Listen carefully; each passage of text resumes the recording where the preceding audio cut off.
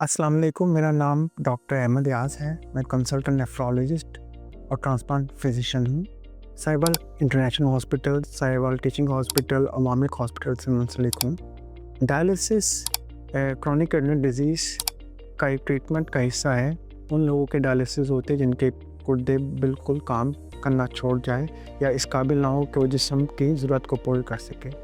Dialysis के मरीज़ों में खुराक क्या लेनी चाहिए और किस तरह लेनी चाहिए। डायलिसिस के मरीज़ों की जो डाइट है उसके बारे में मैं आप तफसील से आगाह करूँगा। डायलिसिस एक ट्रीटमेंट का हिस्सा है जिसमें आपका ब्लड को मशीन में डालकर हम साफ़ करते हैं। जो जहर गुर्दा कमज़ोरी की वजह से जिस्म में एक्यूमुलेट होता है, जो मुख्तलिफ़ किस्म के मसले पैदा कर सकते हैं, जैसा खून की कमी, हड्डियों की कमज़ोरी, गनोदगी वगैरह, उसको रिज़ॉल्व करने के लिए मशीन के ज़रिए हम आपका आर्टिफिशियली ब्लड को साफ़ करते हैं ताकि जो जहर जिस्म में जमा हो गया है वो निकल जाए। लेकिन डायलिसिस टेक्निकली वो काम नहीं कर सकता जो अल्लाह ताला ने जो गुर्दा बनाया है उसमें वो होता है। अप्रॉक्सीमेटली अगर आप हफ्ते में 3 दफ़ा डायलिसिस 4 घंटे का करें तो अप्रॉक्सीमेटली आपका जो डायलिसिस की वजह से जो जहर निकलता है वो अप्रॉक्सीमेटली 20% है जो आपकी बॉडी रोज़ाना निकालती है या हफ्ते में निकालती है। तो इसकी वजह से आपको कुछ मसले हो सकते हैं जिसकी वजह से आपको कुछ तकलीफ़ हो सकती है।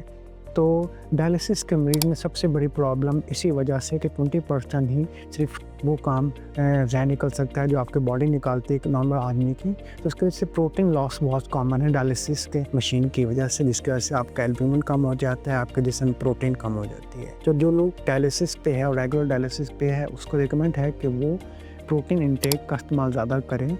वैसे एक नॉर्मल बंदे को 1.2 ग्राम से 1.5 ग्राम पर केजी पर डे प्रोटीन लेना चाहिए, लेकिन डायलिसिस के मरीज़ों में हम रिकमेंड करते हैं कि वो 2 ग्राम पर केजी पर डे से ज़्यादा प्रोटीन लें, क्योंकि डायलिसिस के दौरान प्रोटीन लॉस होने की वजह से उनको मुख्तलिफ़ किस्म के मसले हो सकते हैं, कमज़ोरी हो सकती है, थकान हो सकती है।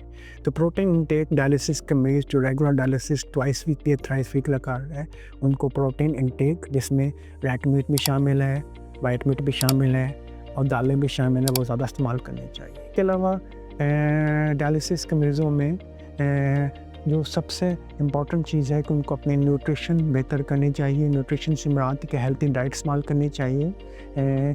इसके अलावा कुछ चीज़ें हैं जिनका कम इस्तेमाल करना चाहिए, जैसे पोटेशियम इंटेक कम होना चाहिए। पोटेशियम इंटेक डायलिसिस के मरीज़ों में एक ख़तरनाक मसला हो सकता है, क्योंकि पोटेशियम 99% किडनी से एक्सक्रीट होता है। जब आपकी किडनी सही तरह काम नहीं कर रहे तो पोटेशियम एक्यूमुलेट होना शुरू होता है, जिसकी वजह से आपके जिस्म में कमज़ोरी हो सकती है और खुदा ना खास्ता कभी कभी दिल की धड़कन भी बंद हो सकती है। तो पोटेशियम रिच फ्रूट या डाइट कम लेनी चाहिए, जिसमें बनाना, डेट, सिट्रस फ्रूट, आलू और टमाटर शामिल है।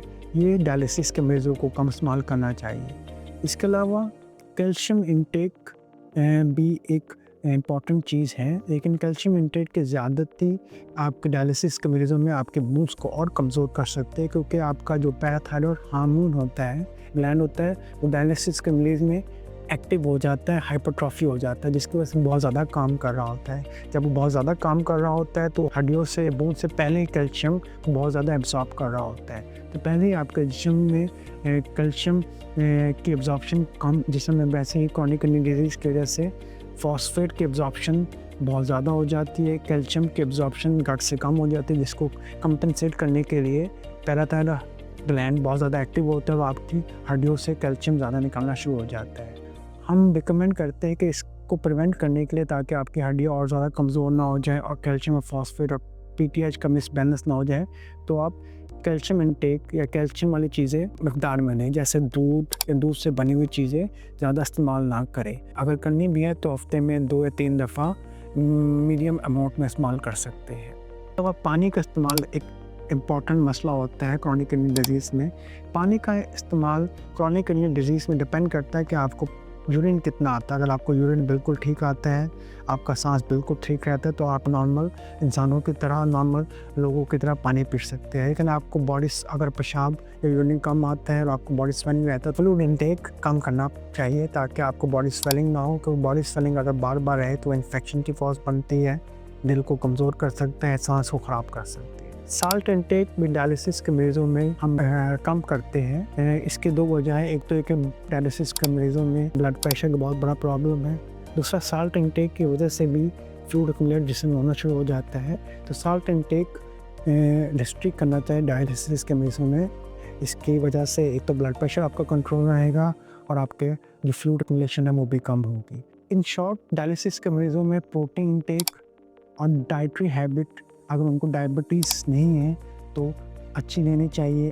प्रोटीन इनटेक ज़्यादा लेनी चाहिए, हेल्दी डाइट इस्तेमाल करनी चाहिए, मगर कुछ चीज़ें जैसे पोटेशियम इनटेक, कैल्शियम इनटेक, पानी का कम इस्तेमाल और सोडियम इनटेक को कम करना चाहिए। अगर आप इन चीज़ों पे अमल करेंगे और इसके साथ ब्लड प्रेशर, शुगर और बाकी जो मेडिकेशन है आपकी हड्डियों को मजबूत करने के लिए, पैथर हार्मोन को कम करने के लिए इस्तेमाल करेंगे, तो आप बहुत हेल्थी और अच्छी लाइफ डायलिसिस के साथ में गुजार सकते हैं। अगर आपको या आपके इर्द-गिर्द किसी भी पेशेंट को डायलिसिस पे है या गुर्दे का मसला है, अगर मुझसे रब्ता करना है, मुझसे कंसल्टेशन करनी है, तो नीचे दिए हुए नंबर से रब्ता